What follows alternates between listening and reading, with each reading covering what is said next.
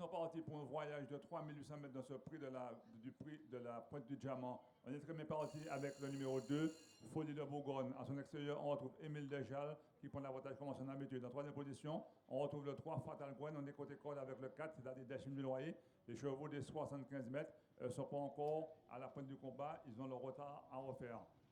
Pour passer devant les tribunes, c'est tout de suite le 1 Émile Dejal qui prend l'avantage. On a quelques soucis avec le 2, mais ce cheval, son driver, le lance à l'extérieur pour avoir du bon terrain certainement. En troisième position, on retrouve Fatal Gwen à son intérieur, le 4 Dachim du Loyer. C'est toujours le 1 qui mène ce peloton de 6 concurrents. Voilà, ils entament donc le premier des 3 tours après être passé sur la ligne d'arrivée. Donc 4 chevaux, donc le numéro 1 qui mène la danse devant le 3, devant le 2. Le 2 est en dernière position, le 3 en troisième position et le 4 qui a rendu ses 25 mètres des Flines du Noyer. Donc pour l'instant, ces 4 chevaux, comme on dit, font course ensemble. Et pour l'instant, tête et corde, c'est Émile Dejal qui mène la course et Dalchine du Noyer donc, qui vient à sa hauteur. Derrière donc le numéro 3, Fatal River.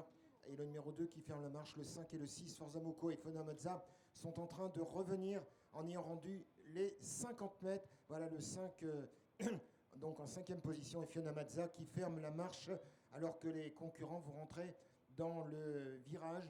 Voilà donc du premier tour. On rappelle qu'il y a 3 tours à effectuer, donc c'est vrai que c'est une allure, on va dire un train de sénateur pour l'instant. Ce n'est pas une course de vitesse, c'est une course de fond. Il faudra tenir 3800 mètres, donc les chevaux ont besoin, disons, d'être économisés avant le rush final tout à l'heure. Voilà, tête et corde maintenant, on est dans le milieu du virage avec le numéro 2, donc Folie de Bourgogne, donc à l'extérieur, donc Dalchine du Noyer, suit donc derrière Fatal Owen, donc, et derrière donc le 5 et le 6. Voilà, on va rentrer dans la ligne droite. On va boucler le premier tour de piste et il le restera donc 2 tours à effectuer, alors que le 4, donc maintenant, à la hauteur pratiquement, va prendre de la tête et corde Dalchine du Noyer. Il a rendu ses 25 mètres et Christophe Moïse, pour l'instant, ouvre le bal devant l'As Émile Dejal. On va passer donc devant les tribunes. Il restera 2 tours de circuit de piste à effectuer. Donc pour l'instant, le 4 qui prend une petite longueur d'avance. L'As qui reste pratiquement donc à une longueur dans son sillage. Le 3, donc toujours en 3e position, c'est Fatal Owen. Et fermons la marche, donc le 5 et le 6. Donc pour l'instant, les chevaux sont en file indienne. On peut le dire, France, la course n'est pas lancée. Pour l'instant, c'est un petit peu le round d'observation. On n'a pas encore passé la mi-course. On rappelle que nous sommes encore dans le premier grand tour de circuit. Il restera donc, il y a encore comme on dit, il y a encore quelques mètres à faire. Et pour l'instant, on voit bien donc Dalchine du Noyer semble quand même imprimer l'allure et semble vouloir creuser un écart, alors que le vent, plutôt dans la ligne d'en face, est plutôt favorable. Il creuse l'écart et derrière, on est toujours en file indienne. Et pour l'instant, eh bien, la course n'est pas vraiment lancée, alors qu'on a rapproché du numéro 5, Forza Moko, donc, qui reste invaincu, qui vient se repositionner, qui commence, on va dire, sa remontada. On est dans le virage donc avec le numéro 4, Dalchine du Noyer, avec Christophe Moïse, voilà donc ce fils de Ridicache qui reste sur un distancement et qui pour l'instant mène l'allure, et il est là donc alors que les chevaux sont dans le virage et vont donc rentrer dans la ligne droite où donc on n'a pas encore terminé donc cette course, et c'est vrai que si elle est longue, elle est compliquée, il faut la gérer, il faut donc garder, comme on dit, du jus pour le final, car on aura tout à l'heure une grosse explication. Alors France, ce que l'on peut dire maintenant, on a quand même des chevaux qui sont pratiquement à l'arrière sur la même ligne, mais le numéro 4 mène la danse, mais pour l'instant, on peut dire rien n'est joué dans cette course. Effectivement, rien n'est joué, donc on va rentrer dans le Money Time. C'est le dernier tour de piste. On a vu que le 4 Dachim du Loyer a toujours l'avantage. À l'extérieur, on trouve le 2 Folie de Bourgogne, dont le driver essaie de trouver le bon terrain.